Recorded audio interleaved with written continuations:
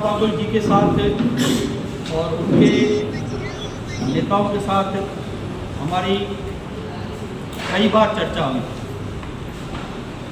उनकी पहले मांग 17 सीटों पे थी। जिन सीटों पे हमारे चुने हुए नगर सेवक थे, तो हमने उन्हें बताया कि ये सीट भारतीय जनता पार्टी आपको नहीं दे सकती। बाटाघाटी के अंत में लगभग 11 सीटों पे हमारी सहमति बनी।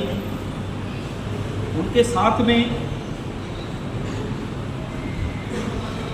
सुरेश दादा बारशिंगे जी भी एक बार आए थे आमदार कुमार आलानी जी के ऑफिस में। उनसे सविस्तर चर्चा हुई। हमने उन्हें बताया कि केंद्रीय मंत्री आदरणीय रामदास आठवले जी का हमें निर्देश है कि आरपीआई आठवले गढ़ के जितने भी उम्मीदवार रहेंगे वो सब भारतीय जनता पार्टी के चुनाव चिन्ह कमल पे लड़ेंगे। तो हमने उनसे इसके लिए निवेदन किया कि आप अपने उम्मीदवारों की हमें यादी दें कि जैसे पैनल में वो किस तरह से उनका समाविष्ट कर सकते हैं। तो उन्होंने हमें लिस्ट नहीं दी।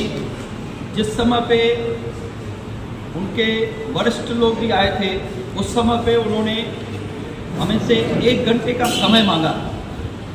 1 घंटे का समय मांगा। वो 1 घंटा आज तक उनका पूरा नहीं हुआ है।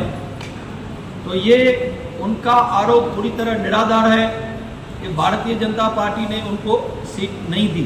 हमने तो डायरेक्ट उनसे नाम मांगे थे, आप कैंडिडेट्स के नाम जो हम बी फॉर्म देते हैं, और बाद में वो हमारे पास आए नहीं। आखिरी में 29 तारीख रात को 2 बजे उन्होंने मुझे फ़ोन किया।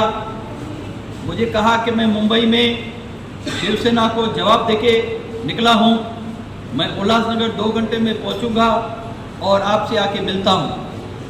फिर मैंने सुबह को 4 बजे उनको फ़ोन किया तो उन्होंने कहा मैं अभी घर पे आया हूँ, मैं बहुत थका हुआ हूँ, फिर सुबह को चर्चा होगी। 30 तारीख को जो आखिरी दिन था फॉर्म भरने का, सुबह को 11:30 बजे फिर मैंने उनको कॉल किया कि आपने अभी तक संपर्क नहीं किया है, आप कहाँ मिलोगे? तो बोला अभी अभी मैं उठा हूँ नींद से, मैं अपने आपसे आके मिलता हूँ। बाद में वो मेरे पास से टाउन हॉल पे आए मिलने को। मैंने कहा आपको हमने कहा है कि आपकी जो उम्मीदवार है उनकी यादी मुझे दीजिए, मुझे बी फॉर्म देना है। तो उन्होंने कहा कि हम 4 नंबर पैनल में चारों उम्मीदवार आपके पास आ रहे हैं। मेरी उनसे बातचीत चालू है, वो लोग भी आए हैं। मैंने कहा जो हमने 11 सीटें दी है उसमें 4 नंबर पैनल की चारों सीटें हम आपको दे रहे हैं, आपके नाम दीजिए। तो उन्होंने कहा कि मैं 1 घंटे के अंदर आपके पास फिर से आता हूँ। उसके बाद उन्होंने कभी संपर्क नहीं किया और बाद में फ़ोन उठाना भी बंद कर दिया। बाद में मालूम पड़ा कि उन्होंने शिवसेना से अपनी धर्मपत्नी के लिए, अपनी सून के लिए, मतलब हाँ, अपने खुद के लिए और अपनी बहू के लिए 2 सीटों पे कॉम्प्रोमाइज़ किया।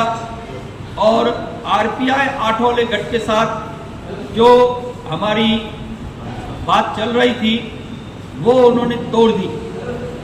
आज भी हम इनके साथ खड़े हैं और आरपीआई आठवले गढ़ हमारे साथ खड़ा है।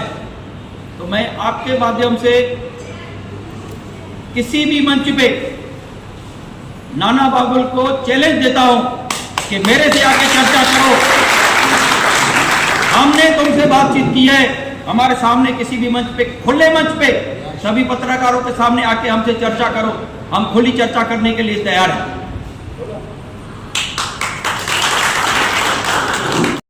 अध्यक्षांनी पूर्ण पक्ष जिंकून टाकला असा माझा स्पष्ट आरोप आहे। रिपब्लिकन पक्ष, सर्वांचा आरोप आहे। रिपब्लिकन पक्ष हा दलित, शोषित, पीडित, झोपडपट्टीमध्ये राहणारा, खैरांजी प्रकरणामध्ये कित्येक लोक आमच्या जेलला गेले आणि रिपब्लिकन पक्ष पूर्ण देशामध्ये, भारत देशामध्ये रिपब्लिकन पक्षाचे कार्यकर्ते जेलला गेले। खैरांजी प्रकरण एवढं मोठं गाजलं, त्यावेळेस आमच्या कार्यकर्त्यांनी तळमळाने आणि काय काय आम्ही केलं ते आम्हाला माहिती। परंतु कोणी जर पैशांचा दावा करत असेल माझ्याकडे एवढे आहेत आणि मी त्यांना पक्षातनं काढून टाकेन आणि मी असं करेल, मी असे करेल, मी तसं करेल. परंतु आठवले साहेबांचे आमचं बोलणं झालं एक मला वाटतं अर्धा एक तास अगोदर आठवले साहेबांनी काल आम्हाला बोलून मुंबईला बोलवलं आहे. आम्ही सर्वच कार्यकर्ते त्या ठिकाणी जाणार आहोत आणि उल्हासनगरमध्ये आंबेडकर चळवळीचा बालेकिल्ला आहे हे परत दाखवण्याचा एक प्रयत्न आम्ही सर्वजण करूया. पत्रकार बांधवांनो, माझे भाऊ आहेत तुम्ही. आपण कधीतरी एखादी 5 वर्षात एक निवडणूक येते आणि त्या निवडणुकीमध्ये फक्त 2च सीट आणि कोणी जरी म्हणत असेल की आम्ही 7 सीट, जसं लोकांना आम्हाला माहिती पडते की लोकांना उल्लू बनवण्याचा प्रयत्न चालू आहे. 7 सीट आम्ही आरपीआयला दिल्या. आरपीआयचे बिट्टू नाही, तो आपला नानाबाबूच्या पॅनलमध्ये जे लोक आहेत ते आमचे नाहीत आणि रिपब्लिकन पक्षाचे कार्याध्यक्ष आणि मी रिपब्लिकन पक्षाचा जनरल सेक्रेटरी या नात्याने एकच सांगेल की सत्यता काय आणि असत्यता काय ते पत्रकारांनी सुद्धा या गोष्टीचा विचार करावा. कारण आम्ही बघतोय की परिस्थिती आंबेडकरी चळवळीचा बालेकिल्ला विकून टाकला असा आमचा स्पष्ट आरोप आहे. आणि कोणी जरी म्हणत असेल तर समोर यावं आणि समोर बोलावं. मागे पुढे बोलून चालत नाही. संघटना आहे, संघटना जिवंत ठेवण्यासाठी ज्या कार्यकर्त्यांनी बलिदान दिले, ज्या कार्यकर्ते रक्ताचं पाणी केले, आमच्यासारखा माणूस 50 मतांनी 2 वेळेस जमनू पुरुषवाणी समोर मी 50 मतांनी पडलो आणि अर्चना कणकाळे मॅडम यांच्यासमोर 50 मतांनी पडलो. परंतु आमचा विचार झाला नाही. आमचा जरी विचार नाही झाला, कारण अर्चना कणकाळे बीजेपीची नगरसेविका आहे, आमचा जरी विचार झाला नाही, पण आमचे गौतम मोरे असतील, आमचे बापू सोनुने असतील, आमचे जे जवळचे कार्यकर्ते आहेत एक और बात, उनकी एक और मांग हमने मंजूर की थी कि चुनाव जीतने के बाद आरपीआई और दलित गुट का अलग से गठ बनेगा और उनको हम भारतीय जनता पार्टी मान्यता देगी. ऐसी भी कंडीशन हमने उनकी मानी थी. हम चाहते थे कि आरपीआई आठवले गुट हमारे साथ ऑफिशियली जुड़े, लेकिन इनके ये कार्यकलापों से जो आरपीआई को क्षति होनी थी वो हो चुकी है. लेकिन अभी भी जो आरपीआई आठवले गुट के समर्पित अधिकारी, पदाधिकारी और कार्यकर्ता है वो सभी भारतीय जनता पार्टी से जुड़ना चाहते हैं और उनका जो समर्थन है वो मैं स्वीकार करता हूँ. सर जी, मुझे सवाल है, ये जो आरपीआई वाले ने आपको समर्थन दिया है, तो इसमें सबूत क्या आपने पण सत्यता बघा, 2 सीटसाठी आरपीआय विकून टाकले आणि बीजेपीचे राजेश वधारे जे असतील, आमदार असतील, आम्हाला 11 सीट देण्यासाठी तयार होते. 11 सीट इतिहास आहे, इतिहास.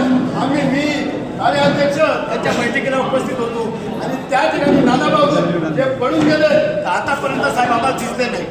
इतिहास आहे, तुमच्या समोरचा इतिहास आहे. 11 सीटचे एबी पण तुम्ही